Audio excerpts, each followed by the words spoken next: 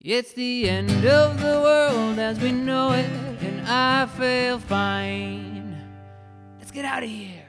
Aye. Hey everybody, it's Brother Aaron from God a Minute. We are waiting for the Rapture of the church, the lampstands, waiting for the lampstand to be brought into the throne room. Revelation 4, verse 1, 2, 3, 4, 5, 6, all that stuff. Before I get going into this pattern of this Shunammite pattern before the 7 years, just so many cool layers in the Bible. We're going to talk about that in a second. But just want to bring up to you, just to remind you, if you're able and if you'd like to donate, I've got all the links in my description box below. I don't talk about it too much.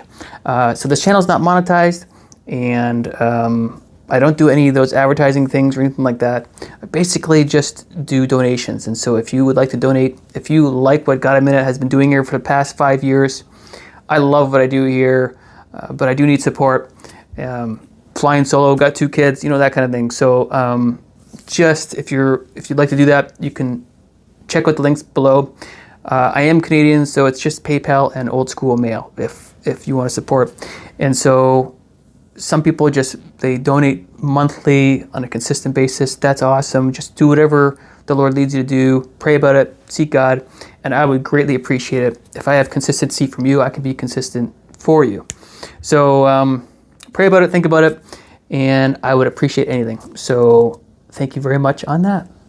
All right, let's talk about the Bible and some cool things. So as Chuck Mister says, pattern is prophecy.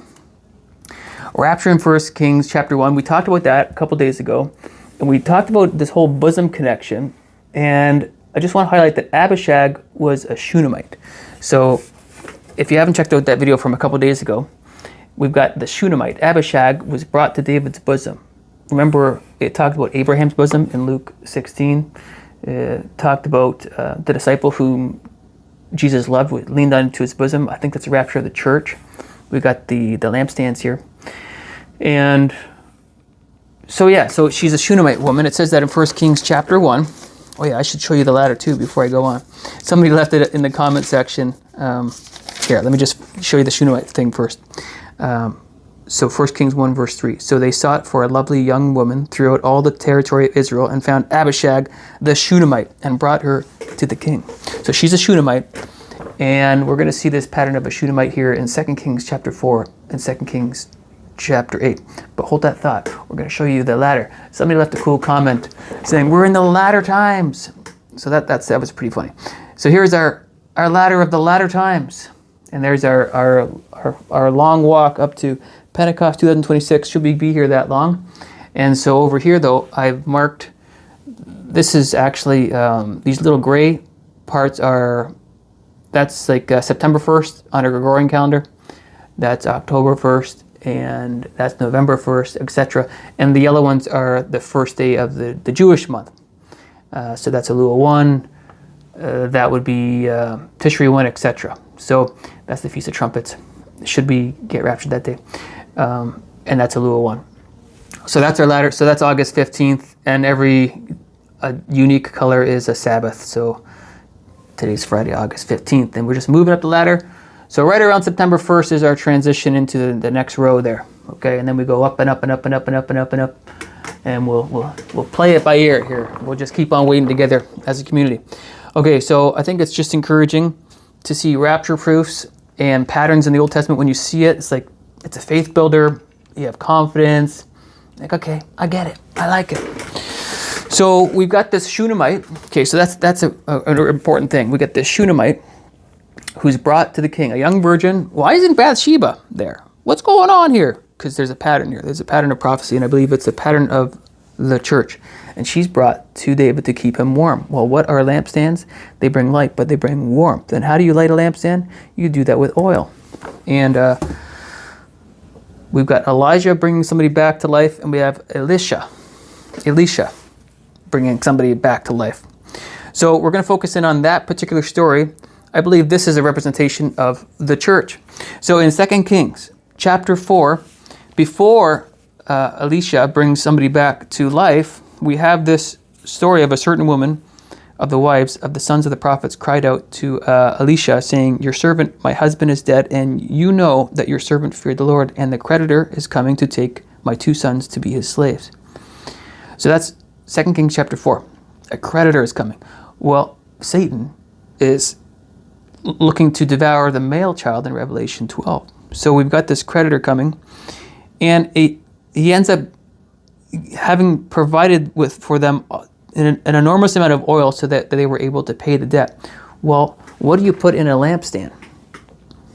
You put oil in a lampstand for it to be lit. And then it also says, go and sell oil and pay your debt, and you and your sons live on the rest. So not only was there enough oil to pay the debtor, but there was more than enough to live off of it. How about that? Lampstands require oil. Okay, so now the next story is, I'll just paraphrase it here. Elisha brings back the son of a Shunammite. So this woman is a Shunammite who has a son. He ends up dying, and she chases him down. He comes back, and Elisha brings this boy back to life. And when we get raptured, there's a transformation of life. You know, in some ways, I mean, there's this verse in Ephesians, actually, we're already seated in heavenly places. And I will highlight some verses in here, though. It says that they made an upper room for Elisha, and it says in verse 10, 2 Kings 4:10, "Please let us make a small upper room on the wall, and let us put a bed for him there, and a table, and a chair, and a lampstand." What? Well, wait a second. 4 pieces of furniture. Let's say that again. A bed, a table, a chair, and a lampstand in the upper room. Well, when you think of the Moses tabernacle, here, I'll go get it. My little Moses Lego tabernacle. I'll show you my Lego tabernacle. It's a bit messy right now. But here's the tabernacle in the wilderness. Well, there's the ark here. There's the lampstand. There's the altar of incense. There's the table of showbread. So there's 4 pieces of furniture in the tabernacle of Moses. You can think of that as the bed, that is the table, that is a chair, and that is the lampstand.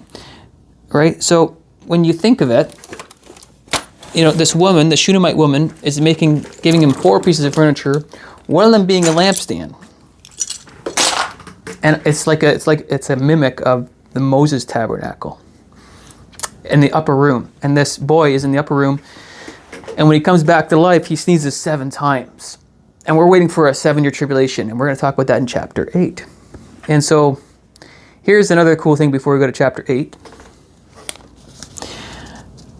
At the point of his death, it says in verse 18, "And the child grew. Now it happened one day that he went out to his father to the reapers." To the reapers. If you just write in reapers, it's in Ruth a lot. And Ruth is talking about a Gentile bride marrying a kinsman redeemer. And so he goes out to meet his father. Jesus is going to present us to the Father on Rapture Day. And when it's time to reap the harvest, when it's time to reap the raptured group, he goes out to, and it says here in verse 15, he goes out to meet his father and to the reapers, and he said to his father, my head. Well, in Hebrew, that's rosh. Well, that's another word for first. And the raptured group is first. And so this son ends up dying, but then Elisha comes and restores him back to life, and he sneezes 7 times. And it's tied with the story of Ruth. There you go. Now let's go to chapter 8. In chapter 8 of 2 Kings, chapter 8, it says, "And then Elisha spoke to the woman whose son he had restored to life, saying, Arise and go, you and your household, and stay wherever you can, for the Lord has called for a famine. And furthermore, it will come upon the land for 7 years. Sound familiar? And it came to pass at the end of the 7 years that the woman returned from the land." Okay, I skipped a verse, but so the woman left to the land of Philistine for 7 years. She came back after 7 years. And then the king talked with Gehazi, the servant of the man of God, saying, Tell me, please, all the great things Elisha has done. And now it happened, as he was telling the king how he had restored the dead to life, that there was the woman whose son he had restored to life appealing to the king for her house and for her land. And Gehazi said, "My lord, O king, this is the woman, and this is her son, whom Elisha restored to life." And when the king asked the woman, she told him. So the king appointed a certain officer for her, saying, "Restore all that was hers, and all the proceeds of the field from the day that she left the land until now." So, isn't that so cool? This woman, this Shunammite woman who had a son who died and came back to life, was also warned to leave the land because there was a 7-year famine. She did leave. She came back. Her and her household left, and they came back after 7 years, and the land was restored to her. I also believe that a jubilee will happen at the second coming of Christ, whenever that is. Well, this makes perfect sense. It's almost like she had a moment of a jubilee pattern. At the end of the story in verse 6, it says, "Restore all that was hers." That's really what a jubilee is. And so what's the summary of all this? We see the pattern of a Shunammite. I believe that the Rapture group is the Shunammite group being brought to the king. And by the way, Abishag was brought to the king before the introduction of Adonijah, who was the type of an Antichrist figure. So before Adonijah was introduced into 1 Kings chapter 1, Abishag, age 49, was presented to David's bosom to keep him warm and to serve him. So this Abishag, this Shunammite, was brought to the king. We are that Shunammite bride, if you will, waiting to be brought to the king before the 7 years of famine, the 7 years of disaster, and that's exactly what happens. So this Shunammite woman who has a son who's brought back to life and sneezes 7 times in chapter 4, and then in chapter 8, again, she's warned that there's a 7-year famine, takes off for 7 years, comes back with her family, and everything's restored to her. Does that now sound like the rapture, the tribulation, and the second coming? Yeah, it does. It does. So, pattern is prophecy. It's all over the Bible. And so this is just one example of how we can prove the pre-trib rapture, how we escape, and how we come back with Jesus. I mean, it's kind of all there. All the themes are there. Again, the rapture, 7 years, second coming. Bam, right there. 2 Kings chapter 4, related to 2 Kings chapter 8. And final thought here, there's 4 main stories in 2 Kings chapter 4. There's a theme of God providing with the oil. God provides for us. The second story is God gives life to us. The third story is he makes a pot clean, a stewing pot. He purifies us, and he feeds and sustains us would be number 4 in 2 Kings chapter 4.